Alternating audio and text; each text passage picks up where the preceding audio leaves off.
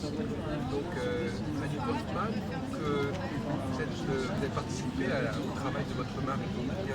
Non, je l'ai connu quand il avait déjà fait Voilà, son travail. ouais, c'est ça. Je l'ai connu en tant que participante à ses stages. Et ensuite, j'ai commencé à enseigner la méthode qu'il enseigne. Et ensuite, on s'est connecté d'une autre manière, on s'est mariés, on a eu un enfant, et voilà. Alors, en quoi consiste la méthode Kaufmann? Alors, la méthode qu'il a créée au départ, il l'a créée parce qu'il s'est guéri lui-même d'une tumeur à la moelle épinière qui était inopérable, et quelqu'un lui a dit que si vous voulez se guérir du cancer, il fallait qu'il regarde à l'intérieur, dans sa conscience. Donc c'est ce qu'il a fait, et ça l'a mis sur ce chemin de connaissance intérieure. Il a, en plus du cancer, il a guéri sa vue. Donc ça a été le premier domaine qui l'a intéressé. Oui, parce que la vue est importante, oui. Voilà. C'était le premier domaine d'intérêt pour lui. C'était de voir comment est-ce qu'il avait pu guérir sa vue sans travailler dessus. Comment il était revenu à la vision claire après avoir été myope pendant près de 30 ans. Comment est-ce qu'il a expliqué tout ça finalement? Il a regardé les manières d'être, la transformation, si vous voulez, pour n'importe quel type de guérison, que ce soit la vue, tout autre symptôme. On travaille avec cette idée que tout commence dans la conscience, absolument. Donc il y a la dimension pratique, de guérir les symptômes physiques, émotionnels, etc. Et puis bien sûr, quand on travaille avec cette idée-là, il y a aussi la dimension spirituelle. Et donc c'est avec cette idée que tout commence dans la conscience, avec la vue. Donc on regarde quand les personnes ont de la myopie, elles sont plus à l'intérieur, donc c'est associé à une émotion de peur, d'insécurité. Quand les gens ont de la presbytie, ils voient mieux ce qui est loin que ce qui est près, ils sont plus à l'extérieur. Donc c'est une manière d'être qui est déséquilibrée pour la personne. Et donc si vous voulez, le symptôme physique leur dit ce qu'elles font, qui est source de stress. Donc c'est pas irréversible en fait. Non, Voilà. non, on met le pouvoir dans la C'est conscience. vraiment, on retravaille sur la cause, Exactement. l'effet, le symptôme peut disparaître ou s'atténuer. Exactement. Donc quand on guérit la cause, alors on revient à son état naturel. On voit mieux par exemple. Exactement. Ah oui. Donc les personnes qui ont de la myopie ont besoin de mettre leur attention sur d'être plus à l'extérieur et de faire confiance. Les gens qui ont de la presbytie par exemple ont besoin au contraire d'être plus à l'intérieur, s'occuper mieux d'eux. Donc quelqu'un qui n'a pas de lunettes, ça veut dire qu'il a un bon fonctionnement quelque part. Disons que au niveau, si on parle juste de la vue, oui, voir clair, c'est pas une aptitude physique seulement, c'est aussi un état d'esprit. Donc quand il n'y a pas eu de dérèglement dans sa vie, on n'a pas de symptômes de malvision. C'est pas exactement ça. Disons, parce qu'une personne peut avoir d'autres symptômes que ceux de la vue. Ah bah oui, Mais avec la vue, c'est par rapport à la clarté. Maintenant, quand les gens sont en bonne santé, heureux, avec ce sentiment juste de bien-être, quoi qu'ils soient en train de faire dans leur vie, ils font la chose juste. Donc le but de cette méthode, c'est d'aider les personnes qui ont des symptômes, ou qui ne se sentent pas à leur place, ou qui ont, ça peut être un symptôme physique, mais ça peut être toutes sortes de malaise, si vous voulez. Donc, un peu de la psychosomatique. c'est plus que ça. Disons que la psychosomatique parle un petit peu de ça, mais c'est plus profond que ça. C'est vraiment cette idée que le pouvoir, là où les symptômes se créent d'abord, c'est le stress dans la conscience. Vous êtes une conscience à l'intérieur de votre corps physique, et vous regardez le monde autour de vous, et vous répondez à ce qui se passe. Quand vous répondez avec stress, et que le stress atteint un certain degré d'intensité, alors ça devient un symptôme. Et le symptôme parle un langage. Et il décrit du point de vue que tout commence dans la conscience et qu'on se fait au sens propre, ce qu'on se fait au sens figuré. D'abord, par rapport à la vue, on va dire la personne est témoin de quelque chose qui est source de stress pour elle. Elle réagit en ne voulant pas voir ça. Donc la personne qui a des problèmes de vue s'empêche de voir quelque chose. C'est aussi le problème de la surdité éventuellement. La personne qui n'entend pas s'empêche d'entendre quelque chose. Donc on regarde quand est-ce que... On fait la sourde oreille. Oui. Alors on regarde toujours quand est-ce que le symptôme a commencé, parce que ça ne commence pas par hasard. C'est une situation à laquelle on réagit.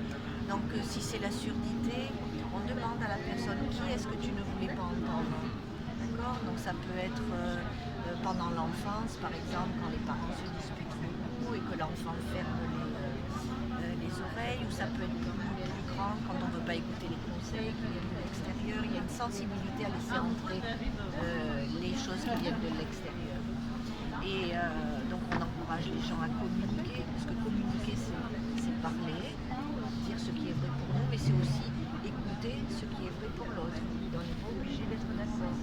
Mais les gens s'imaginent que communiquer, c'est dire leur point de vue, mais ils n'écoutent pas celui des autres. Donc quelqu'un qui ne pourrait pas marcher, qui est paralysé, on dit la personne se paralyse elle-même. Elle s'empêche de tenir sur ses propres jambes. Donc c'est le fait de décrire les symptômes de ce point de vue-là, et puis évidemment d'avoir des outils pour les guérir. Alors justement, là j'ai entendu votre collaborateur là, parler des chakras. Oui. Quelle relation y a-t-il entre les chakras et ce qu'on vient de dire? Alors les chakras sont directement reliés au corps physique, avec le système nerveux, le système endocrinien. Et grâce aux chakras, on peut lire le corps comme une carte de la conscience à l'intérieur. Donc on peut être très très précis au niveau de l'interprétation de la cause dans la condition conscience. de capter les quatre chakras, savoir les lire, les chakras. Oui, mais ça s'apprend. Et donc par exemple, quand les gens ont des symptômes qui affectent les jambes, on sait que la cause dans la conscience, elle est liée à des considérations qui font partie du chakra racine. Si vous voulez, votre conscience dans l'ensemble, en général, c'est tout ce que vous êtes capable d'expérimenter en tant qu'être. Et tout ce que vous êtes capable d'expérimenter, ça peut être divisé en 7 catégories. Et chaque catégorie correspond à un chakra. Donc avec le chakra racine, si vous réagissez à une situation avec peur, avec insécurité, cette insécurité elle va être captée par le groupe de nerfs et la glande endocrine qui est gérée contrôlée par le chakra racine. Et vous allez avoir cette montée d'adrénaline, vos jambes qui sont énergétisées pour répondre à la situation. Donc c'est comme ça que la conscience et le corps physique sont reliés. Parce que vos chakras sont des aspects de votre conscience. Si vous pensez à un mauvais souvenir maintenant, pensez à un mauvais souvenir. Vous y pensez maintenant? Et vous allez sentir une tension quelque part dans votre corps. À quel endroit? Par là, je sais pas. Ok. Donc là, c'est le chakra du plexus solaire. Ça veut dire que la situation à laquelle vous pensiez, juste maintenant, le stress, il était dû à une émotion spécifique. C'était la sensation de ne pas contrôler la situation, que quelque chose vous échappait, de ne pas avoir de liberté, de pouvoir. Ça correspond? Oui, qui n'était pas prévisible. Oui, un truc sur lequel vous n'aviez pas le contrôle. Pensez contrôler et puis sinon. D'accord, donc c'est comme ça. Une émotion, vous la sentez comme si elle était physique quelque part dans votre corps, et vous voyez que ça correspond. Et c'est seulement si ça atteint un certain degré d'intensité que ça devient un symptôme. Donc finalement, vous pouvez demander à la personne quel endroit elle ressent quelque chose. Exactement. Et ça va désigner en réalité Ça son montre chakra. Exactement. Donc c'est à la personne elle-même de vous expliquer ce qui se passe en elle. Oui, enfin, c'est une manière de décoder. Si par exemple vous avez eu la douleur au niveau de la poitrine, je vous aurais dit, dans la situation à laquelle vous pensiez, il y avait un sentiment de séparation avec quelqu'un qui compte. Et si ça vous parle, ça veut dire que vous sentiez vos chakras. Oui. Donc, au lieu, vous voyez, l'idée c'est qu'on a appris à se voir comme une collection d'organes, un corps physique, et les gens quand ils ont mal quelque part, ils disent quel est l'organe et quelle est la solution extérieure pour s'occuper du problème. Et là, vous voyez qu'une tension dans votre conscience, vous la ressentez comme si elle était physique. Oui.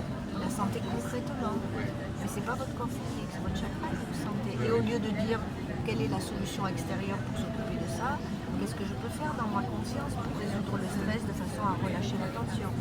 Oui, mais alors là justement, je ne peux pas travailler sur mon chakra. Comment on travaille sur Si, ce qu'on enseigne justement, c'est à travailler sur les chakras. Mais là, rien qu'en connaissant la cause, vous pouvez déjà relâcher le stress de l'intérieur en changeant votre point de vue par rapport à vous. Vous pouvez repenser à la situation, vous pouvez recréer le même stress.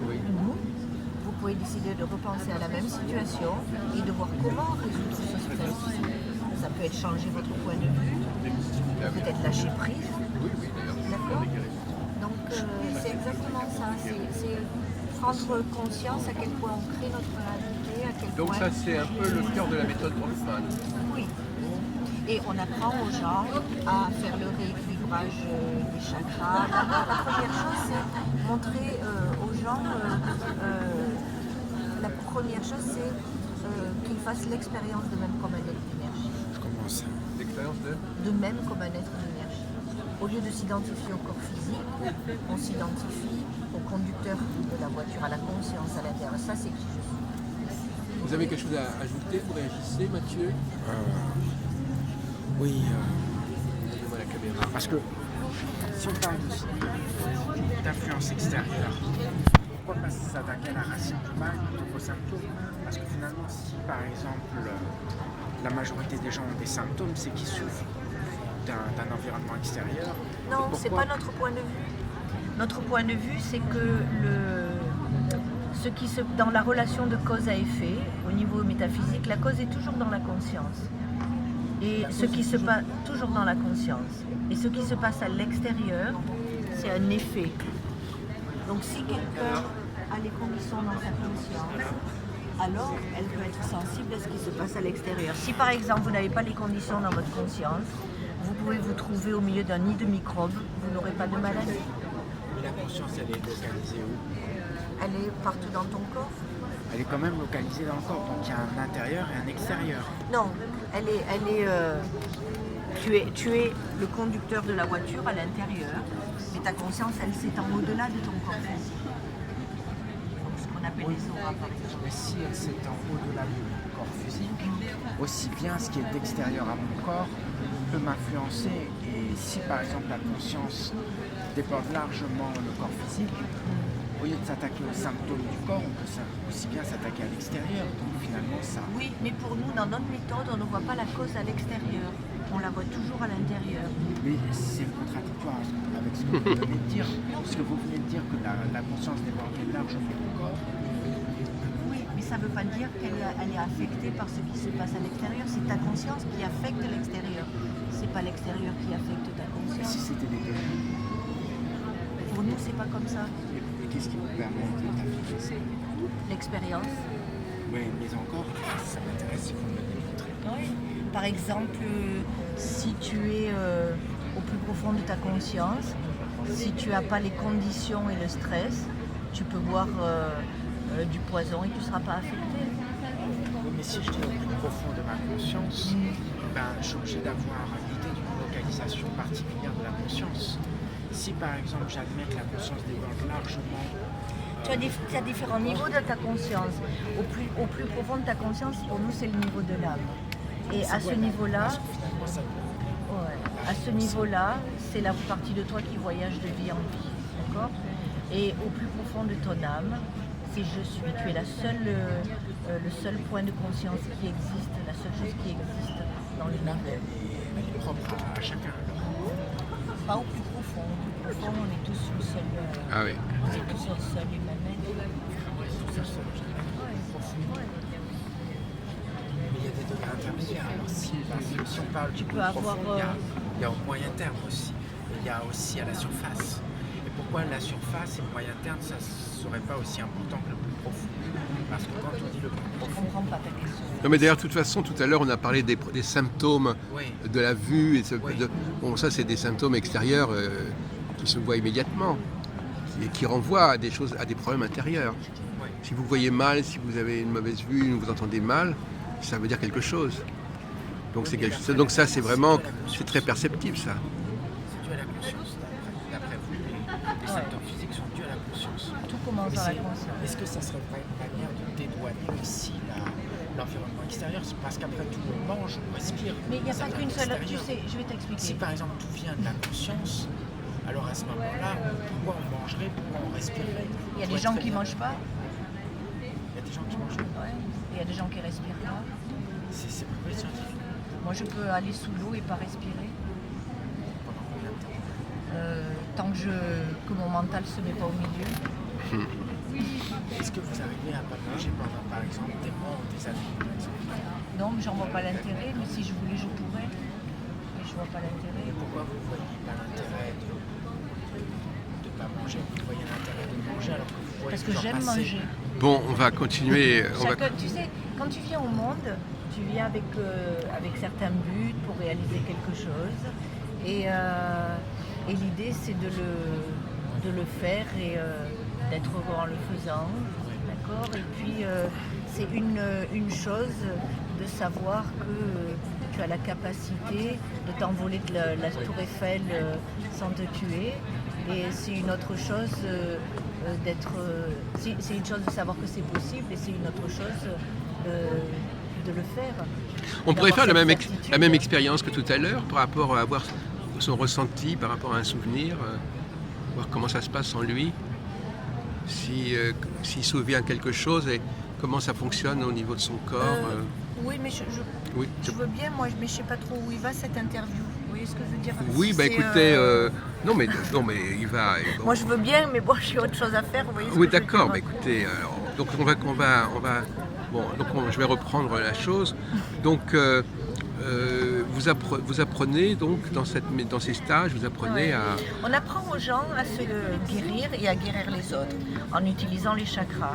Donc si on parle des chakras, il y a différents niveaux de conscience. D'accord? Donc il y a le niveau physique, avec le corps physique, il y a le niveau émotionnel, le niveau mental, le niveau astral, et puis les autres domaines éthériques et bouddhiques et le niveau causal. D'accord? Donc ça dépend, c'est un peu comme cette chaîne de télévision. Et ça dépend à partir de quel endroit tu regardes les choses. D'accord? Si tu les regardes du point de vue de la réalité physique, tu vois certaines choses. Si tu les regardes du point de vue de l'esprit, alors tu vois à quel point tout commence dans la conscience. Donc tu te vois comme le rêveur en train de rêver ton rêve. D'accord? La nuit quand tu rêves, il te semble que tout est... tu sais, tu t'identifies à un corps et tu dis tout le reste c'est les autres. Mais quand tu rêves, le projecteur il est à l'intérieur. Ah oui, oui. D'accord? Oui, mais peut-être que les images que j'ai pu assembler dans mon rêve, je les ai puisées à l'extérieur dans des lectures, à la faveur de rencontres, d'expériences Oui, mais on ne parle pas de... que j'ai vécues Oui, lorsque j'étais dans la vie autre part. je suis d'accord avec toi, mais n'empêche que la nuit, quand tu rêves, c'est quelque chose. Le projecteur de ton rêve, il vient de l'intérieur, il ne vient pas de l'extérieur. Pourquoi par exemple il n'y aurait pas un va-et-vient, un échange permanent entre l'intérieur et l'extérieur? Pourquoi l'extérieur serait forcément quelque chose de moins Mais la intéressant, poêle- de moins mais c'est pur, pas- de moins essentiel que l'intérieur? Je comprends bien Oui. cette idée. Non mais ça Tu sais, c'est. il y a Oui. plein de réalités différentes. Il y a des gens qui travaillent avec l'idée que... le truc, c'est la possibilité. D'accord? Maintenant, il y a des gens qui travaillent sur le fait de enlever la pollution et travailler sur l'extérieur, et c'est très bien. Et il y a plein de réalités différentes. D'accord? Et je ne dis pas que c'est pas bien, c'est bien que les gens fassent ça. Mais notre façon de travailler à nous, notre façon spécifique, c'est mettre le pouvoir dans la conscience. C'est ce que l'on fait.